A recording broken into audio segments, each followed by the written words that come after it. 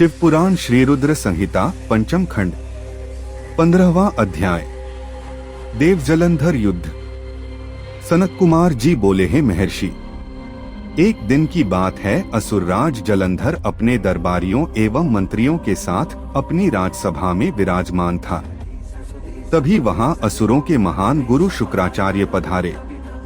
वे परम कांतिमान थे और उनके तेज से सब दिशाएं प्रकाशित हो रही थीं। शुक्राचार्य को वहां आया देखकर जलंधर राज सिंहासन से उठा और आदर पूर्वक अपने गुरु को नमस्कार करने लगा। तत्पश्चात उन्हें सुयोग्य दिव्य आसन पर बिठाया। फिर उसने भी अपना आसन ग्रहण किया। अपने गुरु की यथायोग्य सेवा करने के उपरांत जलंधर ने शुक्राचार्य से प्रश्न किया कि गुरुजी, राहु का सिर किसने काटा था? इसके बारे में आप मुझे सविस्तार बताइए।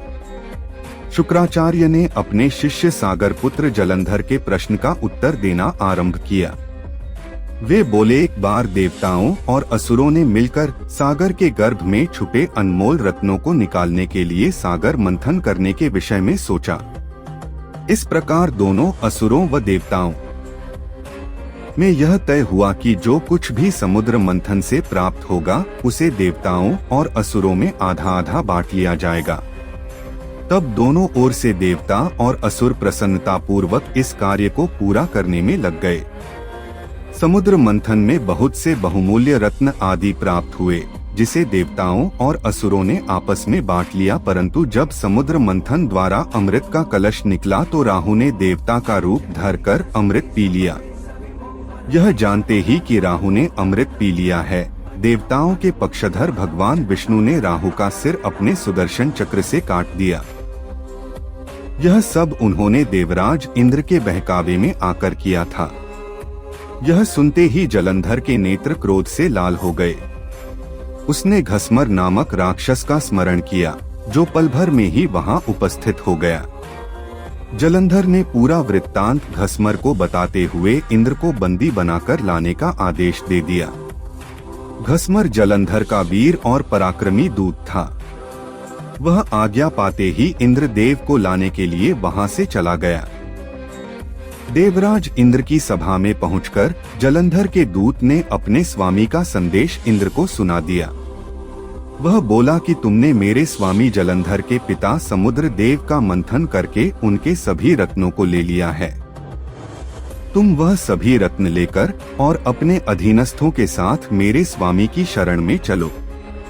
घस्मर के वचन सुनकर देवराज इंद्र अत्यंत क्रोधित हो गए और बोले कि उस सागर ने मुझसे डरकर अपने अंदर सभी रत्नों को छुपा लिया था। उसने मेरे शत्रु असुरों की भी मदद की है और उनकी रक्षा की है। इसलिए मैंने समुद्र के कोश पर अपना अधिकार किया है। मैं किसी से नहीं डरता हूँ। जाकर अपने स्वामी को बता दो कि हिम्मत है तो इंद्र के सामने आकर दिखा। देवराज इंद्र के ऐसे वचन सुनकर जलंधर का घस्मर नामक दूत वापस लौट गया। उसने अपने स्वामी जलंधर को इंद्र के कथन से अवगत कराया। यह सुनकर जलंधर के क्रोध की कोई सीमा न रही और उसने देवलोक पर तुरंत चढ़ाई कर दी। अपनी वीर पराक्रमी असुर सेना के साथ उसने देवराज इंद्र पर आक्रमण कर दिया। उनके युद्धों के बिगुल से पूरा इंद्रलोक गूंज उठा। चारों ओर भयानक युद्ध चल रहा था। मारकाट मची हुई थी। मृत सैनिकों को देवताओं के गुरु बृहस्पति और दैत्यों के गुरु शुक्राचार्य मृत संजीवनी से पुनः जीवित कर रहे थे। जब किसी भी प्रकार से उन्हें युद्ध में विजय नहीं मिल रही थी तो जलंधर ने अपने गुरु शुक्राचार्य से प्रश्न किया कि हे गुरुदेव, मैं रोज युद्ध में देवताओं के अनेक सैनिकों को मार गिराता हूँ, फिर भी देवसेना किसी भी तरह कम नहीं हो रही है। मेरे द्वारा मारे गए सारे देवगण अगले दिन फिर से युद्ध करते हुए दिखते हैं। गुरुदेव, मृतों को जीवन देने वाली विद्या तो आपके पास है, फिर देवता कैसे जीवित हो जाते हैं? तब शुक्राचार्य ने जलंधर को बताया कि द्रोणगिरी पर्वत पर अनमोल औषधि है जो देवताओं की रक्षा कर रही है। यदि तुम उन्हें हराना चाहते हो तो द्रोणगिरी को उखाड़कर समुद्र में फेंक दो। अपने गुरु शुक्राचार्य की आज्ञा लेकर जलंधर द्रोण पर्वत की ओर चल दिया। वहां पहुंचकर उसने अपनी महापराक्रमी भुजाओं से द्रोण पर्वत को उठाकर समुद्र में फेंक दिया और पुनः जाकर देवसेना से युद्ध करने लगा। जलंधर ने अनेक देवताओं को अपने प्रहारों से घायल कर दिया और हजारों देवगणों को पलक झपकते ही मौत के घाट उतार दिया। जब देवगुरु बृहस्पति देवताओं के लिए औषधि लेने द्रोणगिरी पहुँचे तो पर्वत को अपने स्थान पर न देखकर बहुत आश्चर्यचकित हुए।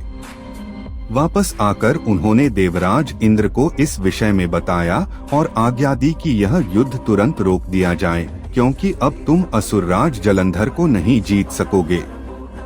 ऐसी स्थिति में प्राणों की रक्षा करना ही बुद्धिमत्ता है।